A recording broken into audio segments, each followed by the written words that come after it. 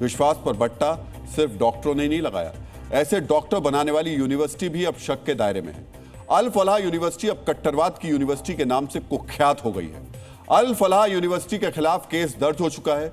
कुछ प्रोफेसर लापता हो गए हैं, कुछ इस्तीफा देकर चले गए हैं।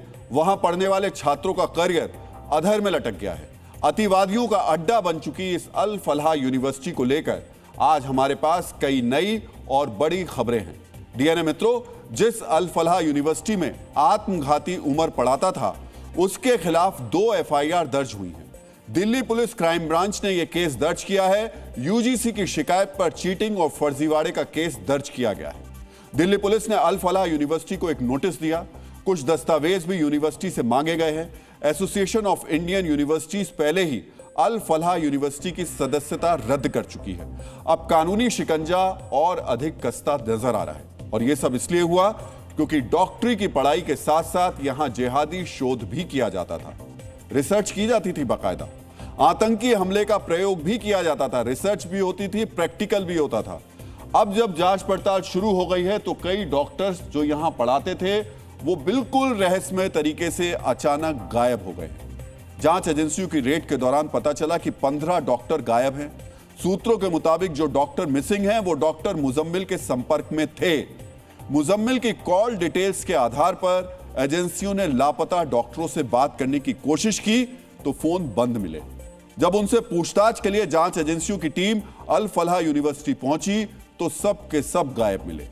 ऐसा अंदेशा है कि गायब होने वाले डॉक्टर प्रत्यक्ष या अप्रत्यक्ष रूप से व्हाइट कॉलर टेरर मॉड्यूल से जुड़े हो सकते हैं, या फिर यह भी हो सकता है कि दिल्ली ब्लास्ट के बाद जिस तरीके का माहौल बना उसकी वजह से यूनिवर्सिटी से चले गए। एजेंसियां मिसिंग डॉक्टर्स के बारे में जानकारी जुटा रही हैं। जांच के बाद असलियत पता चलेगी, लेकिन अब तक की जांच में अल फलाह यूनिवर्सिटी से जुड़े 20 लोग जांच एजेंसी के रडार पर हैं। इस बीच जांच में यह भी पता चला है कि जिहादी अड्डा बनी अल फलाह यूनिवर्सिटी को तुर्की और जर्मनी से फंडिंग होती थी। दोनों देशों से 11 करोड़ रुपए का इसको फंड मिला था। केंद्र सरकार ने ईडी को कहा है कि यूनिवर्सिटी के बैंक खातों का फॉरेंसिक ऑडिट करे। ईडी ये पता लगाएगी कि यूनिवर्सिटी को कहां से कितना पैसा मिला है। अल फलाह पर यूनिवर्सिटी पर लगातार शिकंजा कसता जा रहा है। इसका नतीजा है कि यूनिवर्सिटी से जुड़े 8 प्रोफेसर्स ने इस्तीफा दे दिया। जिन्होंने इस्तीफा दिया वो इससे डरे हुए हैं कि आगे उन्हें कहां नौकरी मिलेगी। अगर मिलेगी तो शक की निगाहों में ही रहेंगे। प्रोफेसर्स के साथ साथ अल फलाह यूनिवर्सिटी के छात्र भी चिंतित हैं, क्योंकि कुछ प्रोफेसर पहले ही गिरफ्तार हो चुके हैं, कुछ लापता हैं, कुछ ने इस्तीफा दे दिया है। यूनिवर्सिटी के ऊपर कानूनी शिकंजा जिस तरह कसता जा रहा है, उसने छात्रों के भविष्य पर प्रश्न चिन्ह लगा दिया है। तो निश्चित तौर पर इस वक्त जो बच्चे हैं जो वहां पढ़ते थे वो सबसे ज्यादा घबराए हुए हैं, लेकिन जांच एजेंसियां अभी सबसे पहले उन प्रोफेसर्स की तलाश कर रही हैं जो मुजम्मिल के संपर्क में थे, लेकिन ब्लास्ट के बाद से अपना फोन बंद करके गायब हो गए।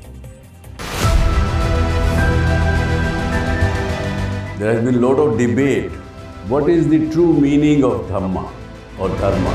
आत्मा और परमात्मा के बीच सनातन सेवा का संबंध कायम रहेगा, इसी को कहते हैं सनातन धर्म। Whenever you believe in something, your belief system that works, and then the nature helps. Things may change in my life, but this relation will never change and no power can hinder.